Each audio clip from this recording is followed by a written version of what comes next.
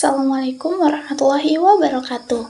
Di sini saya akan menjelaskan tentang pembelajaran kognitif mata kuliah Psikologi Pendidikan. Pembelajaran kognitif berkaitan dengan proses mental yang terlibat dalam belajar, mencakup bagaimana informasi diterima, diproses, disimpan, dan diingat.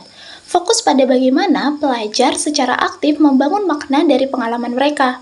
Model pemrosesan informasi yang pertama yaitu register sensorik adalah tahap pertama dalam proses pembelajaran kognitif, di mana informasi diterima melalui indera kita, seperti penglihatan, pendengaran, perasaan, penciuman, dan pengecap.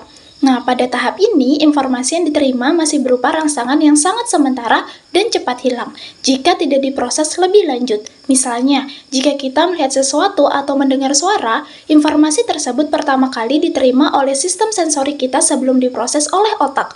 Informasi dalam register sensorik ini sangat singkat, hanya bertahan dalam waktu beberapa detik. Jika informasi ini menarik perhatian kita atau relevan, maka ia akan dipindahkan ke memori jangka pendek untuk diproses lebih lanjut. Namun, jika tidak penting, informasi ini akan hilang dengan cepat.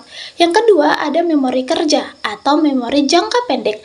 Adalah bagian dari sistem memori di mana informasi diproses secara aktif dan digunakan untuk berbagai tugas kognitif, seperti berpikir, memecahkan masalah, dan pengambilan keputusan. Ini adalah tempat berpikir.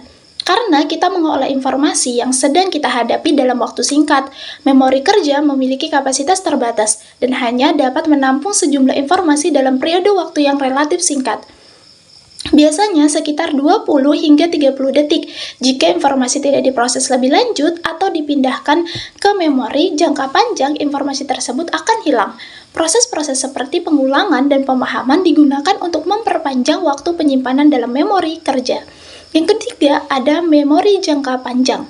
Ini bagian dari sistem memori di mana informasi disimpan untuk waktu yang lama, bahkan secara permanen. Informasi yang berhasil diproses dan dipindahkan dari memori kerja atau jangka pendek akan masuk ke memori jangka panjang, di mana ia dapat diakses kembali saat dibutuhkan.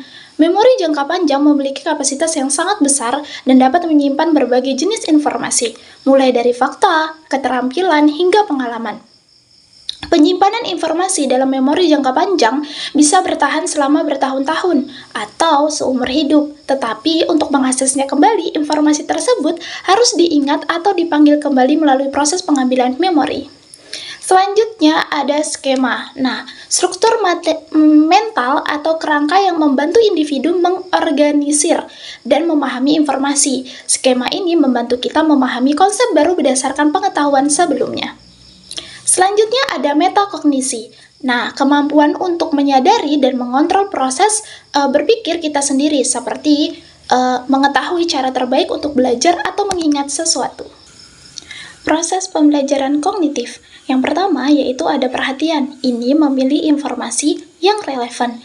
Yang kedua ada penyimpanan, mengorganisasi dan menyimpan informasi dalam memori. Yang ketiga ada pengambilan atau mengakses informasi yang sudah disimpan untuk digunakan dalam situasi baru. Yang terakhir ada aplikasi pembelajaran kognitif dalam pendidikan. Yang pertama yaitu pembelajaran aktif. Ini menggunakan strategi yang mendorong keterlibatan siswa dalam proses pembelajaran, seperti diskusi dan tugas berbasis proyek. Yang kedua, ada penggunaan teknologi. Teknologi digunakan untuk memperkuat pemrosesan informasi dan memungkinkan siswa untuk belajar dengan cara yang lebih fleksibel. Sekian dari penjelasan saya, mohon maaf apabila ada kurang materi atau salah dalam pematerinya. Saya pamit undur diri. Wassalamualaikum warahmatullahi wabarakatuh. Bye.